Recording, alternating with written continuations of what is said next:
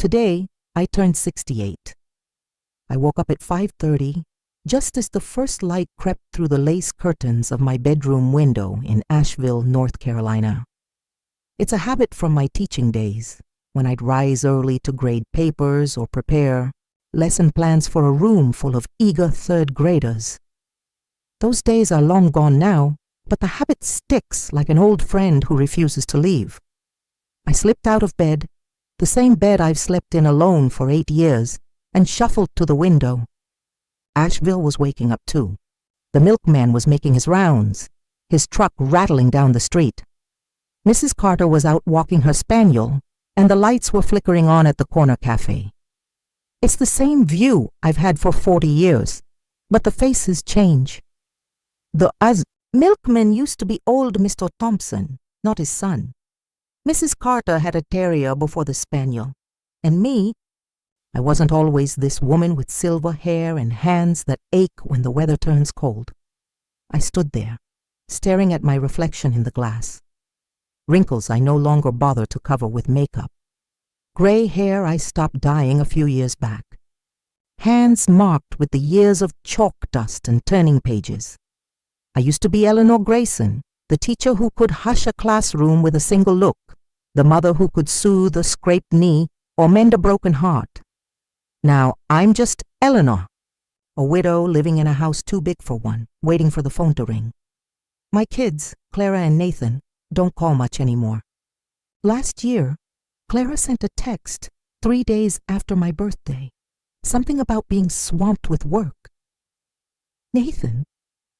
Well, Nathan called, but it was to ask for a loan to cover his rent. Again, I don't expect much these days. Expectations only lead to disappointment. I pulled on my robe, the soft one with the frayed hem, and made my way to the kitchen.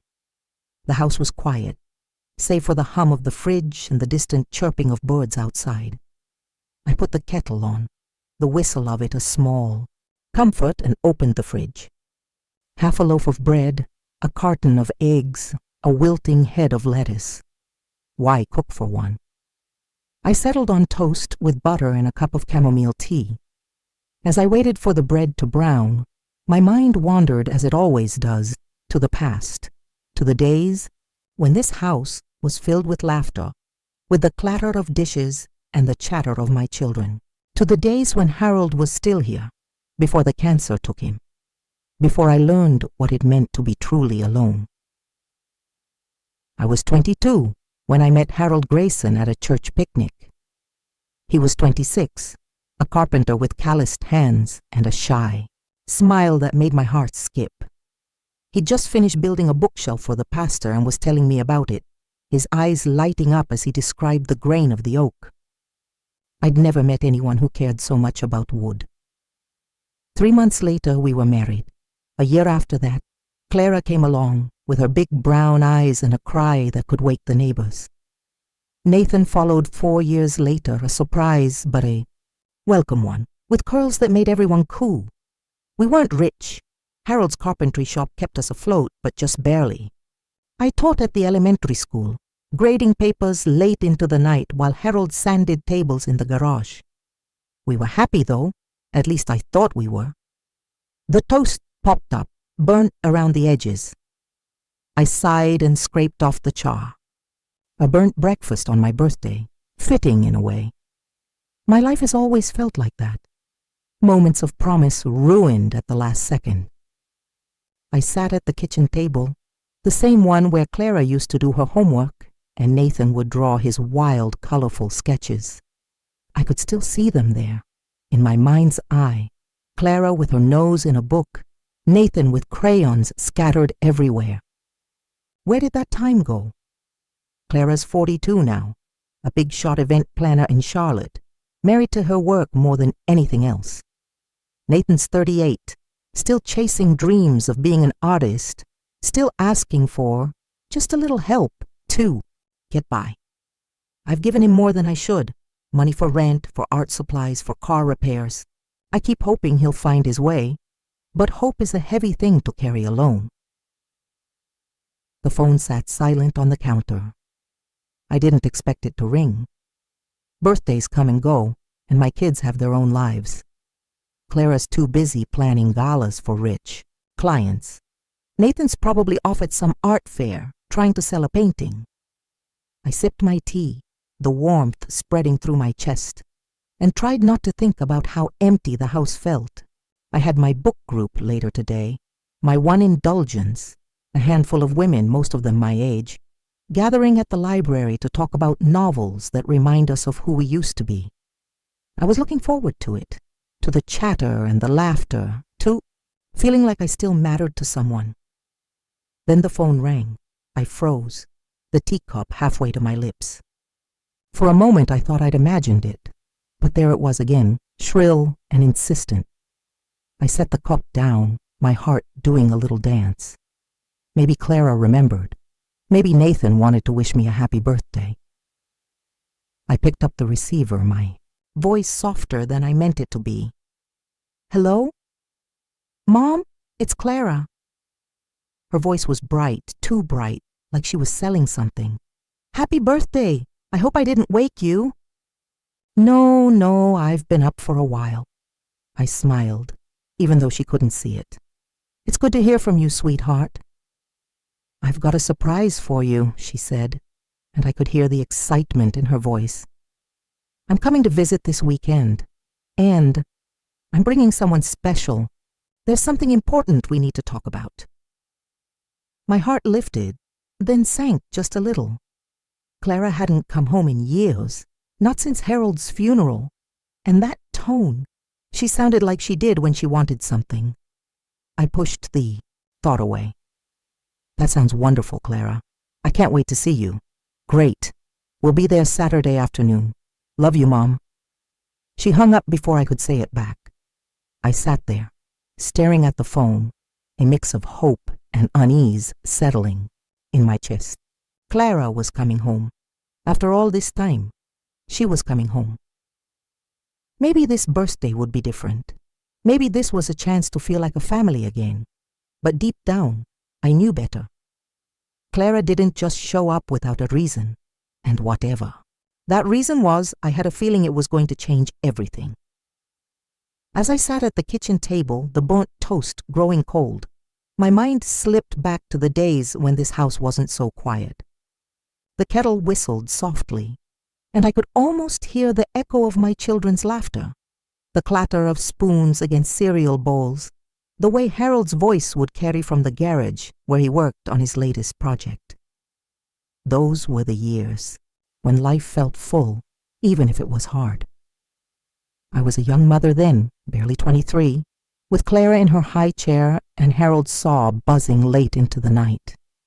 Asheville was smaller then, a sleepy town where everyone knew your name, and I was Mrs. Grayson, the third-grade teacher who always had a smile for her students, even when I was bone-tired from juggling work and home.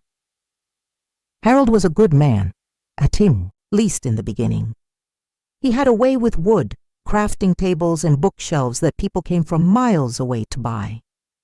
His hands were rough, but his heart was soft, especially for Clara.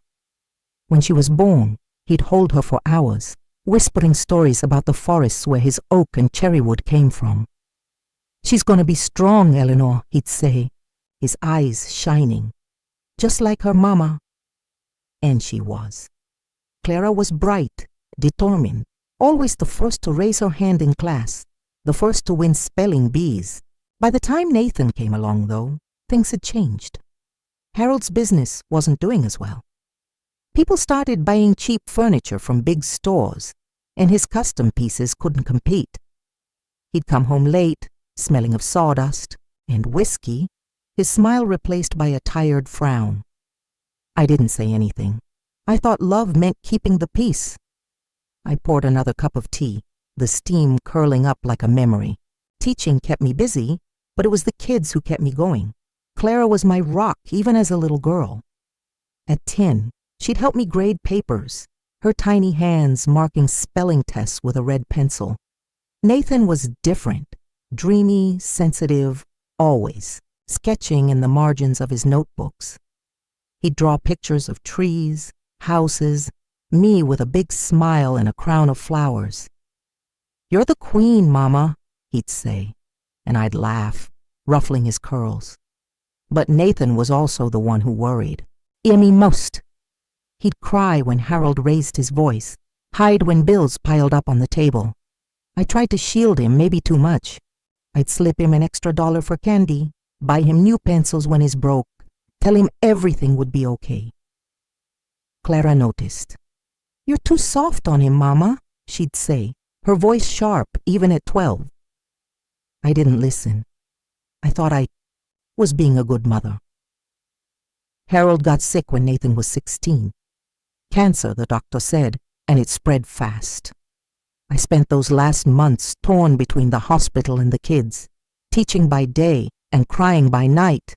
Clara was already in college, studying business, too far away to help much. Nathan stayed close, but he was struggling, failing classes, getting into fights. I thought he was grieving. When Harold died 8 years ago, it broke something in all of us. The carpentry shop was sold to pay off medical bills, leaving me with a small nest egg in this house, paid off but full of ghosts. Clara moved to Charlotte, building a career as an event planner for fancy clients. She'd call once in a while, her voice clipped like she was checking a box. Nathan stayed in Asheville, chasing dreams of being an artist, but his paintings never sold. He'd show up at my door, eyes bright with some new idea, always ending with, "Mama, can you help me out? Just this once." I looked down at my tea, gone cold now. How many times had I said yes? Too many. I'd paid for Nathan's art classes, his rent when he got evicted, his car when it broke down. I kept a notebook in the desk drawer, jotting down every loan, $500. Here, $1,000 there. He always promised to pay me back, but the promises were as empty as my fridge. Clara was different. She never asked for money, but she never offered warmth either. Her calls were rare, her visits even rarer. I'd see her posts on Facebook, glamorous events, sparkling dresses, a life I didn't recognize. I missed her, but I didn't know how to bridge the gap. She'd grown so far from the girl who graded papers with me. I stood up, my knees creaking, and walked to the living room. The house was full of memories. Clara's old spelling bee trophies on the shelf, Nathan's childhood drawings taped to the fridge. I opened the desk drawer, looking for a pen to jot down a grocery list, when I found something else. A letter, yellowed and folded, tucked under a stack of bills. Harold's handwriting stared back at me, blocky and familiar. My heart caught in my throat. I hadn't seen this since he died. I sat down, hands trembling, and unfolded it. "Eleanor," it began, "if you're reading this, I'm probably gone. I know I haven't been the husband you deserved these last years. The drinking, the distance, I'm sorry. But I'm writing about Nathan. He's a good boy, but we've made it too easy for him. You give him everything, and I haven't stopped.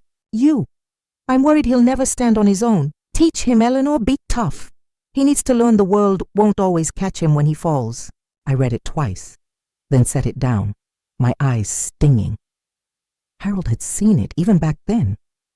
I thought I was helping Nathan, giving him the chances we never had. But had I made him weak? Had I set him up to lean on me forever?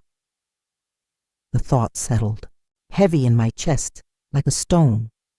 I'd spent my life trying to hold this family together, through Harold's drinking, through his illness, through the years of raising 2 kids on a teacher's salary. I'd given up new dresses, vacations, nights out with friends. Also, Clara could go to college and Nathan could chase his dreams. And now, here I was, alone in a quiet house, waiting for a daughter who hadn't come home in years, and a son who only called when he needed something. I tucked the letter back in the drawer, my hands still shaking. Clara's visit was 2 days away. She'd said she was bringing someone special, that there was something important to discuss. I wanted to believe it was good news, that she was coming to rebuild what we'd lost, But Harold's words echoed in my mind, and so did Clara's tone on the phone, bright, polished, like she was planning something. I'd learned long ago that Clara didn't do anything without a purpose.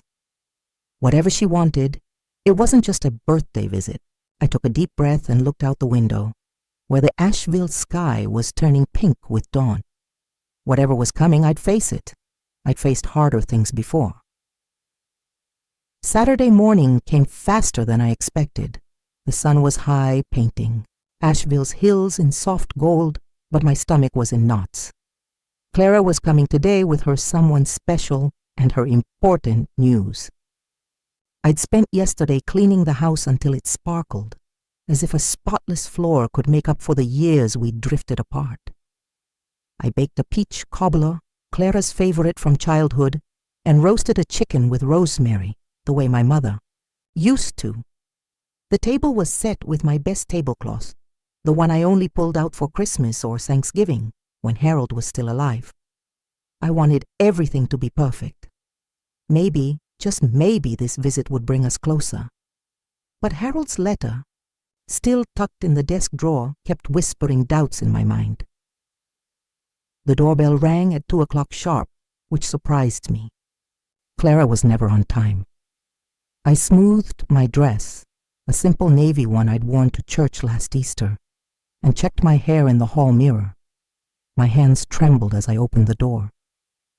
There she was, my daughter, taller than I remembered, her dark hair swept into a sleek bun. She wore a cream blazer and heels that clicked on the porch. Beside her stood a man, maybe mid-40s, with slicked back hair and a smile that showed too many teeth. He carried himself like he owned the place.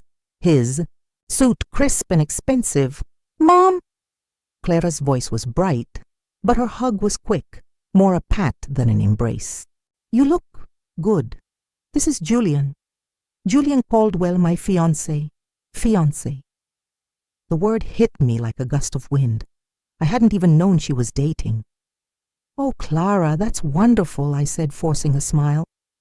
"Julian, it's so nice to meet you. Come in, please." They stepped inside and I caught Julian's eyes scanning my living room. The faded sofa, the worn rug, the framed photos of Clara and Nathan as kids. His smile didn't falter, but something in his gaze felt dismissive. Clara's expression was harder to read. She sat on the edge of the couch, her posture perfect, like she was posing for a photo. "What a charming house," Julian said, his voice smooth as polished wood. "So cozy."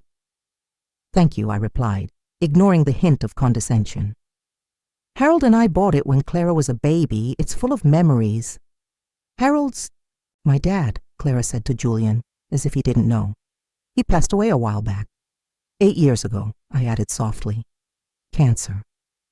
"I'm so sorry," Julian said, but his tone was rehearsed, like he'd said it 100 times. I nodded and gestured to the dining room. "Lunch is ready. Why don't we sit?"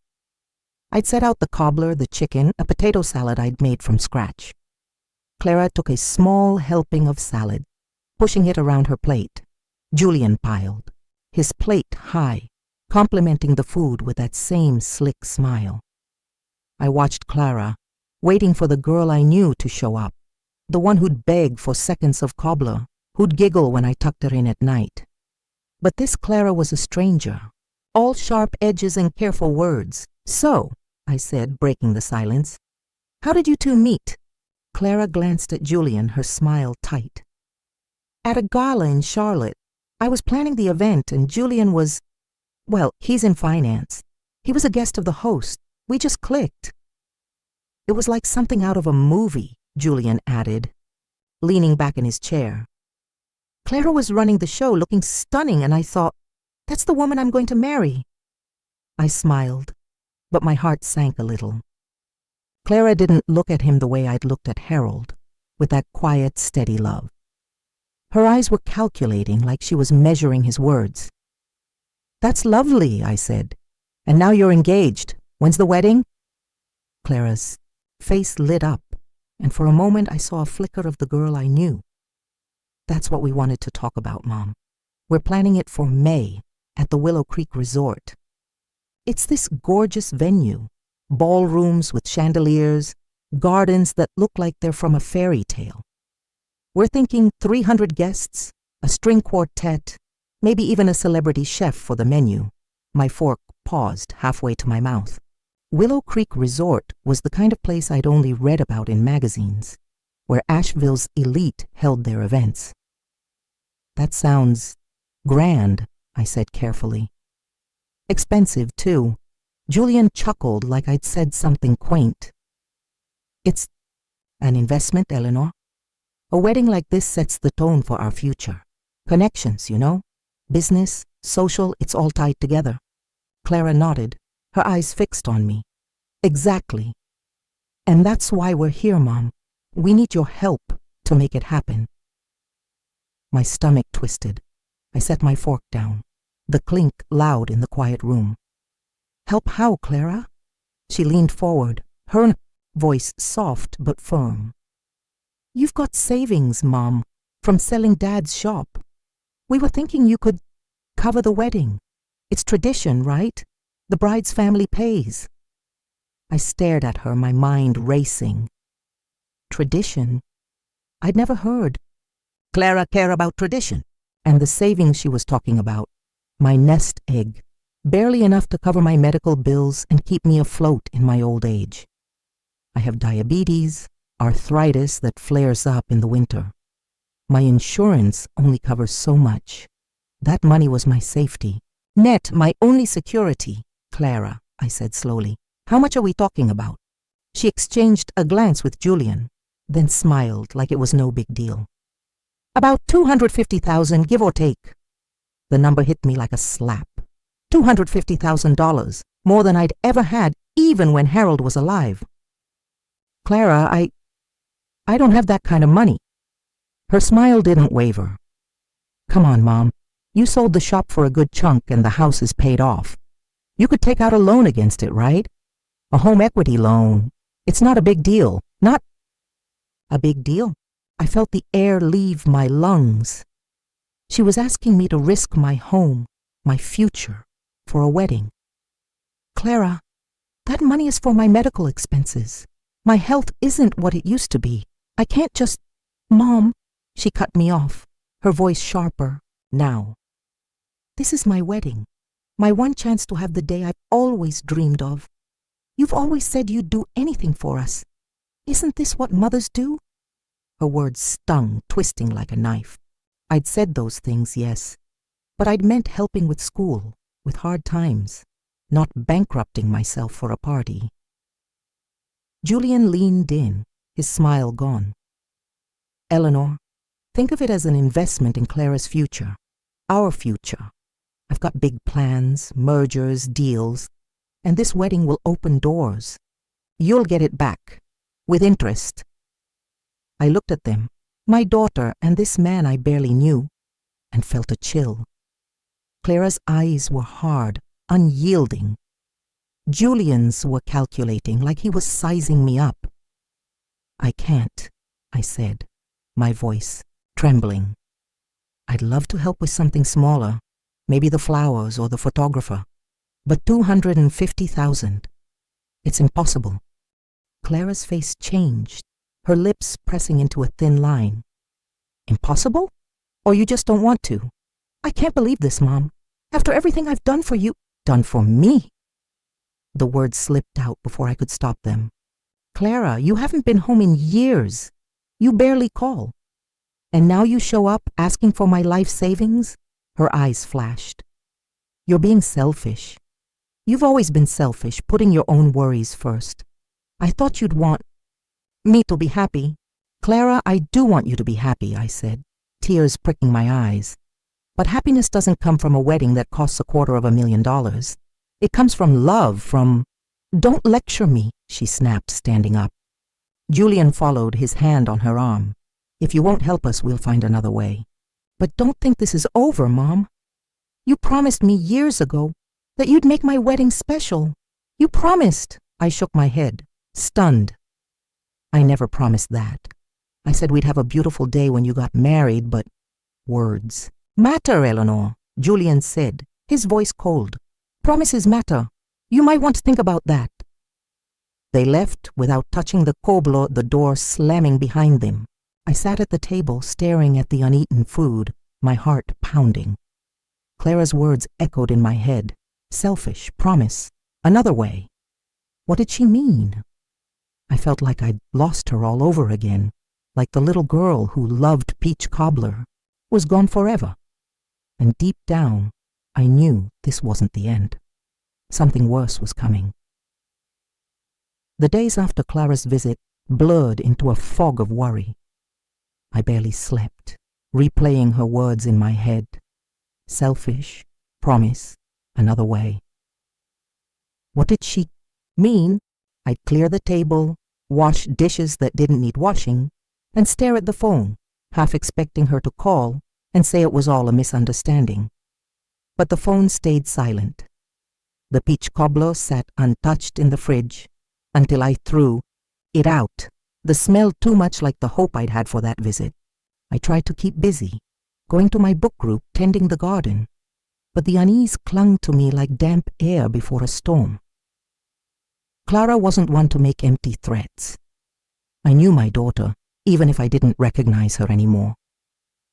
A week later, the doorbell rang. I opened it to find a young man in a stiff suit, holding an envelope. "Eleanor Grayson?" he asked, his voice formal. I nodded, my throat tight. He handed me the envelope and left without another word. My hands shook as I tore it open. The words swam before my eyes. Summons. Clara Grayson and Julian Caldwell vis Eleanor Grayson. Breach of oral contract. Emotional distress. $250,000 in damages. I sank into a chair, the paper crumpling in my grip. My own daughter was suing me. Clara, the girl I'd rocked to sleep, the girl I'd stayed up nights helping with science projects, was dragging me to court because I wouldn't pay for her wedding. I felt like I couldn't breathe. I don't know how long I sat there staring at the summons. The house was too quiet, the ticking of the clock like a heartbeat. I thought about calling Clara, begging her to stop, but what could I say? She'd made her choice. I thought about Harold, how he'd always said Clara was stubborn like me. "She'll move mountains, Eleanor," he'd told me once, smiling, "or burn them down." I hadn't understood then. Now I did. But I couldn't fight this alone. I was 68, with no idea how courts worked, no money for a lawyer. I needed help, and there was only one person left to turn to. I picked up the phone and dialed Nathan's number. He answered on the third ring, his voice groggy. "Mama? What's wrong? It's early." "Nathan," I said, my voice breaking. "I need you. Clara, she's suing me." There was a pause, then a rustle, like he was sitting up. "Suing you? For what?" I told him everything. Clara's visit, the wedding plans, the $250,000 demand, the summons. I expected him to brush it off, to say he was too busy, like he always did when I needed more than money. But his voice grew sharp, focused. "She's lost her mind, Mama. I'm coming over. Give me an hour." True to his word, Nathan showed up, his hair messy, his jacket thrown over a paint-splattered shirt. He hugged me tight, the kind of hug he hadn't given since he was a boy. "I'm here, Mama," he said, and for the first time in years I believed him. We sat at the kitchen table, the summons between us. Nathan read it, his jaw tightening. "This is low even for Clara," he muttered. "But I'm not surprised. She's been different lately." "Different how?" I asked, wiping my eyes. He hesitated, then leaned forward. "I didn't want to worry you, but I've been keeping an eye on her. She's in trouble, Mama. Her event planning business is drowning in debt. I heard from a friend in Charlotte. She's been borrowing money left and right, promising big returns. That's why she's pushing this wedding. It's not about love, it's about money." I stared at him, my heart sinking.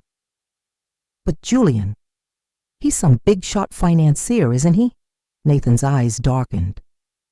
"That's what she wants everyone to think. I did some digging. Julian's no financier. He's a mid-level bank clerk with a gambling problem. They're in this together, Mama. They need your money to bail out Clara's business and cover Julian's debts. The wedding's just a cover. The room spun.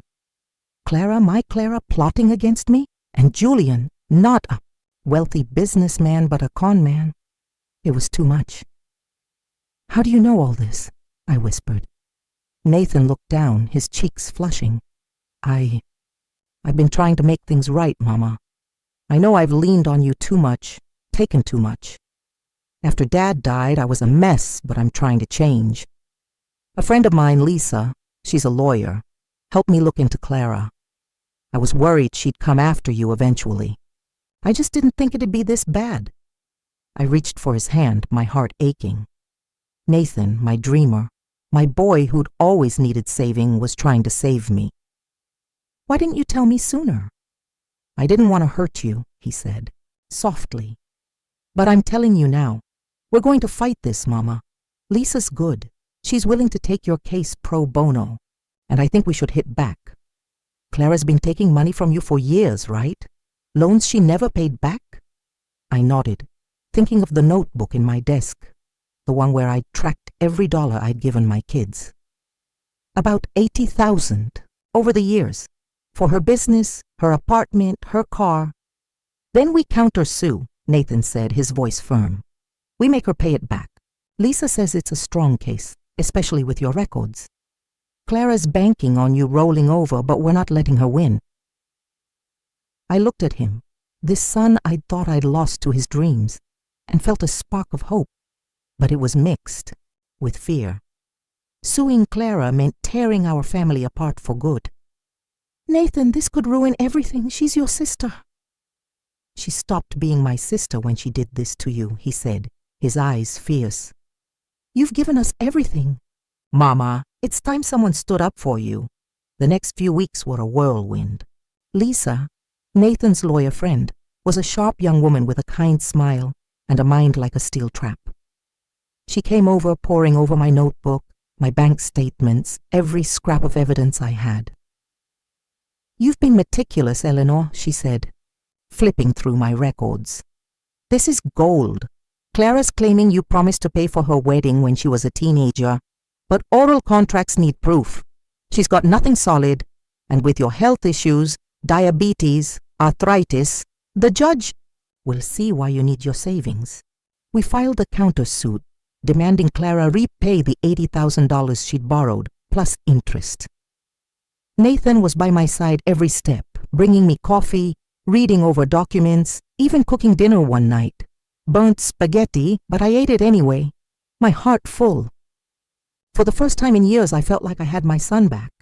But Clara's silence was deafening.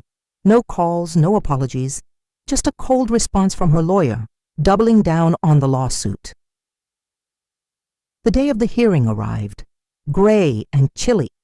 The Asheville courthouse loomed like something out of an old movie, its stone steps slick with rain. I clung to Nathan's arm as we climbed them, Lisa leading the way. Inside, the courtroom was all polished wood and hushed voices. Clara sat across from us, her face composed, Julian beside her in a suit that looked borrowed. Our eyes met, and for a moment I saw a flicker of something. Guilt, maybe, but it was gone fast. Her lawyer, a man with a nasal voice, stood first, spinning a tale about a promise I'd made at Clara's sweet 16, how I'd vowed to give her the wedding of her dreams. It was a lie, every word. I'd thrown her a small party at home, with balloons and a homemade cake. No grand promises, just love. Lisa was a force. She tore apart their story, presenting my notebook, bank statements, medical records. She called Nathan to the stand, and he spoke with a quiet strength I'd never seen. My mom gave Clara everything, he said, his voice steady. Loans, support, love. And now Clara's trying to take the last thing she has, her security. It's not right. Then came the twist. Lisa introduced evidence Nathan had gathered. Emails between Clara and Julian, uncovered by a friend who worked at Clara's bank. They laid it bare. Clara's business was bankrupt, Julian owed thousands in gambling debts, and the wedding was a sham to extort my savings. The courtroom gasped. Clara's face went white. Julian's jaw dropped. The judge, an older woman with sharp eyes, leaned forward, her expression grim. "Miss Grayson," she said to Clara, "do you have anything to say?" Clara opened her mouth, then closed it. For the first time she looked small, not the poised event planner, but a woman caught in her own lies. I wanted to feel triumph, but all I felt was grief. My daughter, my little girl, had tried to ruin me. The judge's gavel fell, a sharp crack that echoed in the quiet courtroom. "The plaintiff's claim is dismissed," she said, her voice steady. "There is no evidence of an enforceable oral contract. Furthermore, the counterclaim is upheld. Clara Grayson is ordered to repay Eleanor Grayson $80,000, plus 5% interest from the date of each loan." She paused, her eyes sweeping over Clara and Julian, who sat frozen at their table. "This court is adjourned." I let out a breath I hadn't realized I was holding. Nathan's hand found mine warm and strong, and Lisa gave me a small, triumphant smile. We'd won. The lawsuit that had threatened to take everything, my savings, my home, my peace, was over. But as I looked across the room at Clara, her face pale and pinched, I felt no joy. She didn't look at me, just gathered her things and left with Julian, their footsteps fading down the hall. My daughter, the girl I'd loved with every piece of my heart, was gone, maybe for good. The victory tasted like ashes. Nathan drove me home, the Asheville streets blurring past the car window. "You okay, Mama?" he asked, glancing over. I nodded, but my throat was too tight to speak. At home, he made tea, chamomile the way I liked it, and sat with me at the kitchen table. "She'll come around," he said softly. "Maybe not today, but someday." I shook my head, tears spilling over. "I don't know, Nathan. I don't know if she ever will." He reached for my hand, his eyes earnest. "Then we'll keep going, you and me. You've got me, Mama. I'm not going anywhere." For the first time in years, I believed him. Nathan stayed that night, sleeping in his old room, the one still filled with his childhood sketches. The next morning, he made breakfast, pancakes, lumpy but sweet, and we talked, really talked, about his art, his struggles, his plans to find a steady job.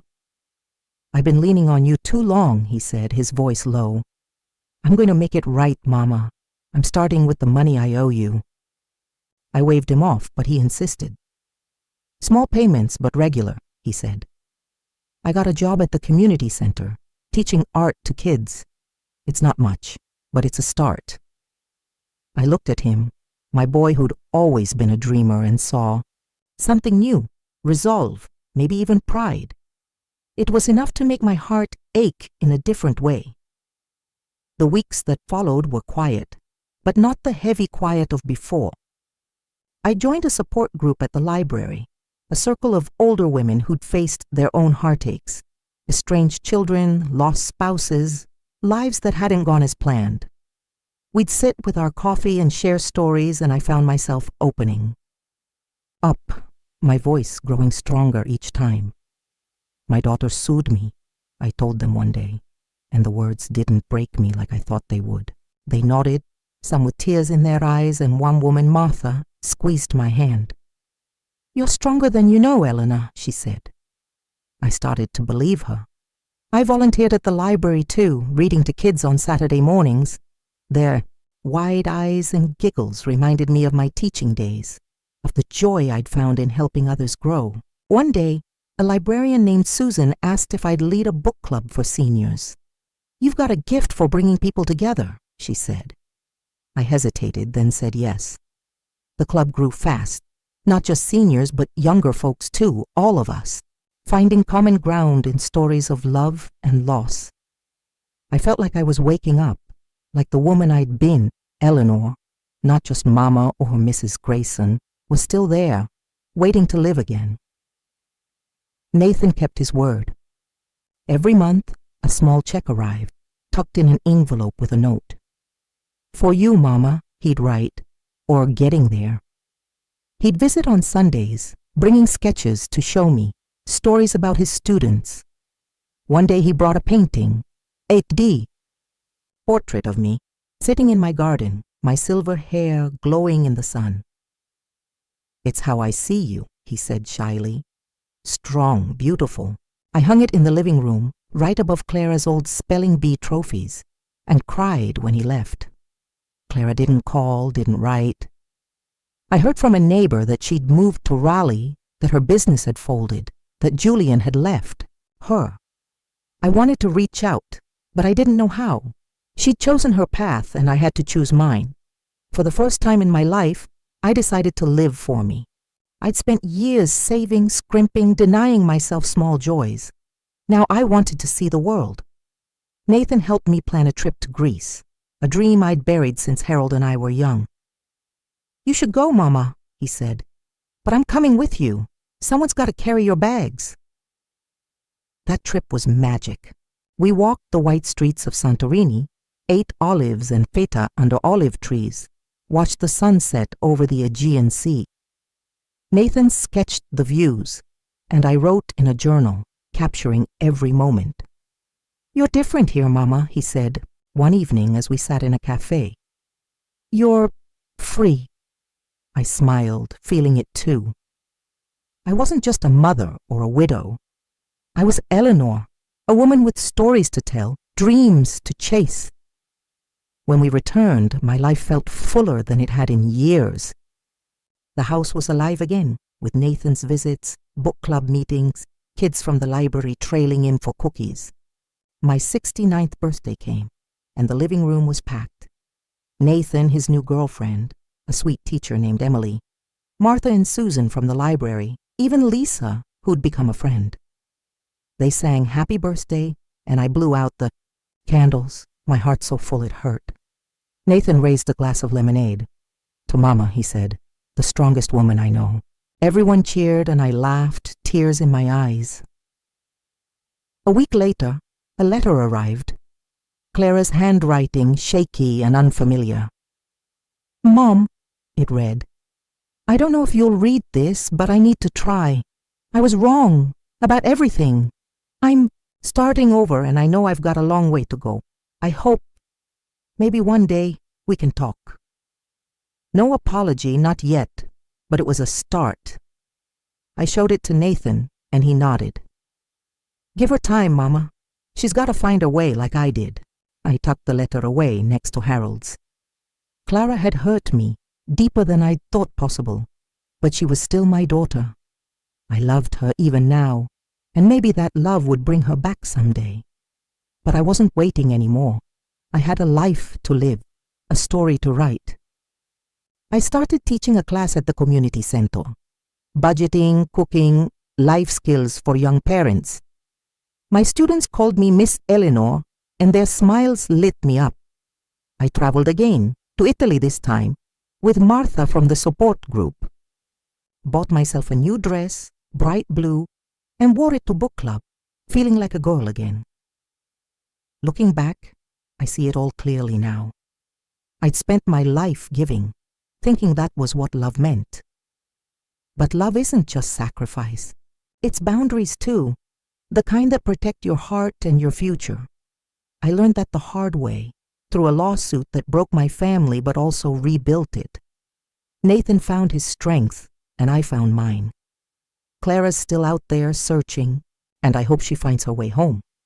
But I'm not just a mother waiting for her kids to call. I'm Eleanor Grayson, a teacher, a traveler, a woman who's learned to love herself as fiercely as she loves others. If there's one thing I'd tell anyone listening, it's this. Love your children, your family with all you have. Help them when you can. But never forget you deserve a life too. Set boundaries, not to push people away, but to keep yourself whole. Because true love, whether it's for your kids or yourself, isn't one-sided. It's a balance, a dance. And you're worth every step.